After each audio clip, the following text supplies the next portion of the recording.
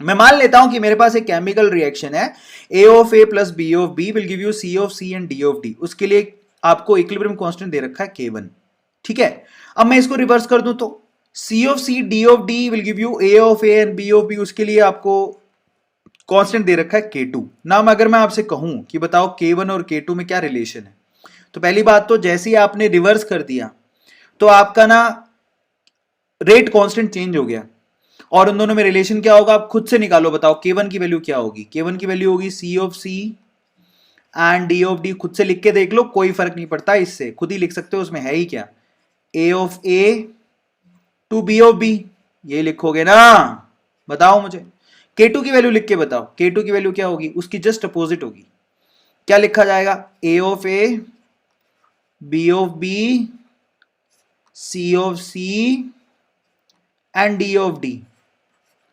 तो आपको क्या लग रहा है कि आप मुझे बताओ K1 और K2 में क्या रिलेशन है? That K1 is 1/K2, yes और नो? क्या ये हार्ड है? क्या इसके लिए आपको लाल चट्टी पहननी पड़ेगी? ना, K1 1/K2 के बराबर होता है, सिंपल। अब दूसरे पे चलते हैं।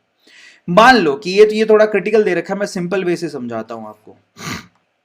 मान लो कि मेरे पास है ना एक रिएक्शन है, ए से आपने बना दिया सपोज करो बी, रिवर्सिबली आप क्या बना रहे हो? बी। और बी से सपोज करो आप रिवर्सिबली बना रहे हो सी। ए से बी जब बनाते हो तो रिएक्शन कोफिशिएंट है के, बी से सी बनाते हो रिएक्शन कोफिशिएंट है K2, K1 और दूसरे में K2। अगर मैं आपसे पूछूं, मान लो कि मैं ए से सीधे क्या बना रहा हूं? सी, तो उस टाइम पे K3 मान लेते हैं रिएक्शन कांस्टेंट। तो what is the relation between K1 K2 K3? K1 K2 और K3 में क्या रिलेशन है? क्या मुझे बता सकते हो? K1 K2 और K3 में क्या रिलेशन है? तो देखो, ऐसा है कि अगर आप ऊपर वाली दोनों रिएक्शन को जोड़ दो तो आपको तीसरी रिएक्शन मिल जाएगी। Whenever you add above two reaction, you will get the third reaction. इन दोनों को जोड़ दोगे तो B से B कैंसिल हो जाएगा, A से C मिल गया।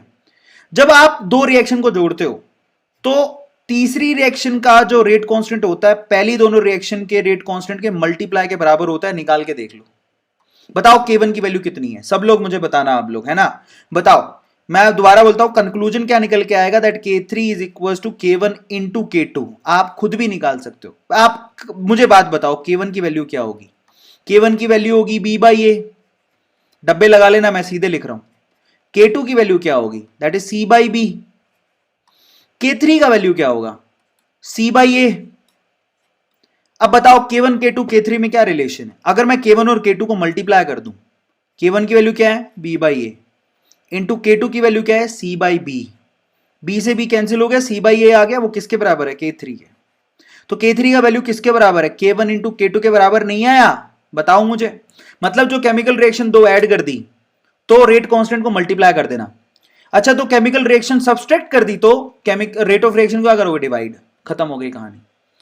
मतलब समझो, शॉर्टकट में बताऊं तो मतलब ये है कि अगर आप दो रिएक्शन को ऐड करते हो तो रेट कांस्टेंट मल्टीप्लाई हो जाते हैं। अगर दो रिएक्शन को सब्सट्रैक्ट करते हो तो रेट ऑफ रिएक्शन डिवाइड हो जाते हैं। ये सिंपल सी कहानी है जो आप लोगों को नोट करनी है।